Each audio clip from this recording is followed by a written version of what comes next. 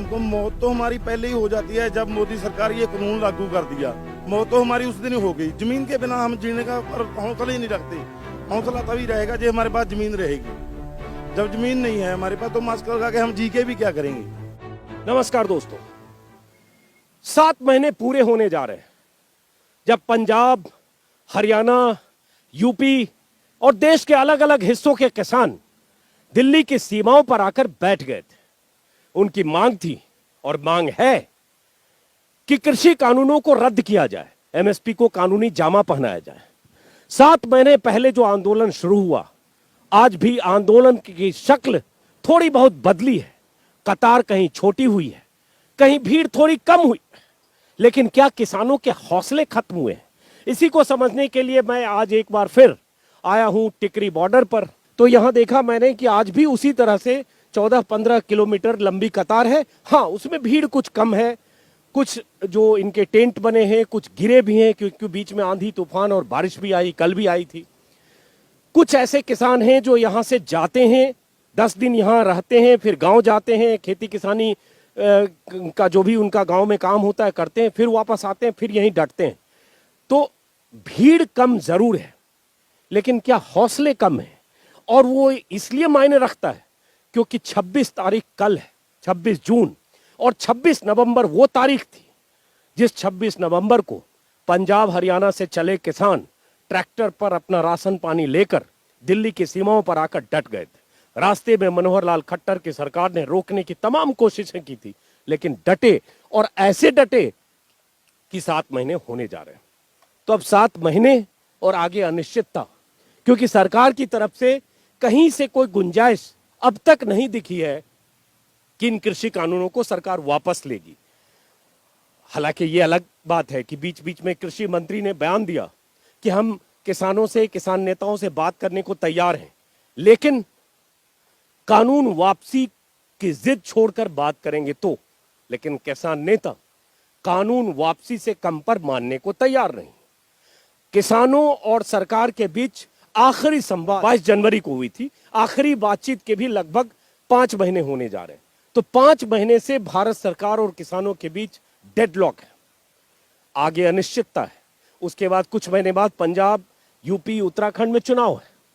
तो पहली बात तो वही है जो मैं लगातार यहां आते हुए लोगों से पूछता रहा। अब तो 7 महीने हो गए, गर्मी 2 महीने से गर्मी भी है, बारिश भी शुरू हो गई है, बीच बीच में आंधी तूफान भी आया। तो ये आंधी तूफान और सरकार का न हिलना, ये अलग बात है कि आप खाना पीना का सब इंतजाम है, बैठे ऐसे रह गए 7 महीने, तो आगे तो कोई रास्ता दिख नहीं रहा है। आप पे मान जाएगी सरकार, हम उठेंगे नहीं, जीतेंगे जरूर, जारी रखेंगे जंग। क्या कह रहे हैं आप? सरकार मानेगी। जो अंधेरी आती है, जो सरकार के अड़ियल रवैया है, हमारे लिए कुछ भी नहीं हैगा। पंजाब के लिए, पंजाब हरियाणा का किसान एक मुठ हो गया, किसी भी तौर पे मानेगा नहीं ऐसे काम। एमएसपी लागू करो, तीने काले कानून रद्द करो, ऐसे नहीं मानेगा। हो एक बात ये बार बार आप सब लोग कहते हैं जंग जारी है, 2 बुजुर्ग भी देख रहा हूँ, बहुत सारे बुजुर्ग भी हैं। और दूसरी बात कि इतना कोरोना फैला, मैं खुद कोरोना का शिकार होकर अस्पताल में रहा। मैंने शुरू में बताया, मेरे एक साथी अरुण पांडे जो अक्सर वीडियो में दिखते थे, उनकी डेथ भी हुई। आप सब लोग यहाँ मास्क भी नहीं लगाते हैं। कोरोना इतना बीते अप्रैल मई में बहुत तेजी से बहुत हजारों मौतें हो गई, हर रोज 4000-5000 लोगों की मौतें हुई। तो उसकी आप लोग तैयारी नहीं करते हैं? यार क्या करेंगे सारा। हमको मौत तो हमारी पहले ही हो जाती है जब मोदी सरकार ये कानून लागू कर दिया। मौत तो हमारी उस दिन ही हो गई। जमीन के बिना हम जीने का हौसला ही नहीं रखते। हौसला तभी रहेगा जब हमारे पास जमीन रहेगी। जब जमीन नहीं है हमारे पास तो मास्क लगा के हम जी के भी क्या करेंगे। हम तो मरना ही है, आज भी मरना, कल को भी मरना।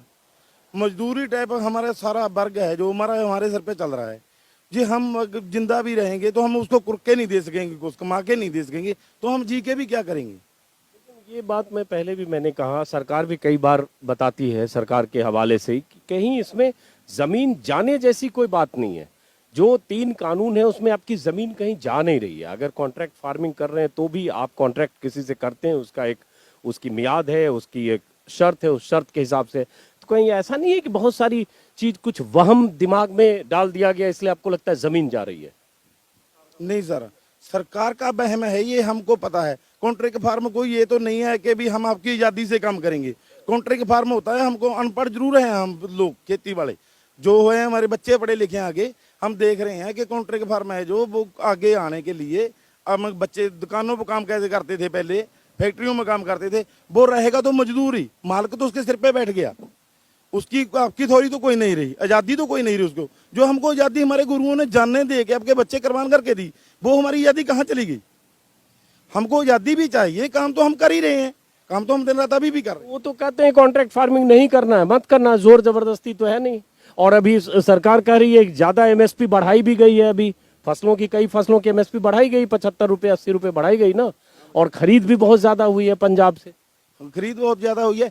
ये तो एसपी तो उनको 75 रुपये बधाई दिस गई सर, डीएपी का रेट तो नहीं दिसा, डीजल का रेट तो नहीं दिस रहा, पेट्रोल का रेट नहीं दिस रहा है इनको। ये कल्ला 75 रुपये क्यों दिस रहे हैं इनको? हमारी फसल का एक का रेट बता दिया 75 रुपये, क्या उससे बहुत बड़ा तीर मार दिया इनने? कुछ नहीं हुआ। 100 रुपये डीजल है, हम ट्रैक्टर की खेती करते हैं, ट्रैक्टर हम खेत तक ले जा नहीं पा रहे हैं। बहुत जिम्मेदार ऐसे हैं जो छोटे ट्रैक्टर से खेती कर रहे थे, वो खेत ट्रैक्टर बाने के लिए भी ले जाते हैं तो उनको बहुत संकट होता है, 100 रुपये का तेल डालने के लिए नहीं होता। इसका तो हल गया ना, इसने तो सार दिया, इसने वोटों वक्त जाना है हमारे पास, वोटों लेने के लिए जाएंगे, तभी तो नहीं जाएंगे हमारे पास। अभी वोटों में ही तुमको बताएंगे कि कॉन्ट्रैक्ट फार्म का क्या होता है, ते दूसरा कंछान का क्या होता है, बस। वोटों में बताएंगे, इससे इनका मतलब पंजाब में होने वाले चुनाव से है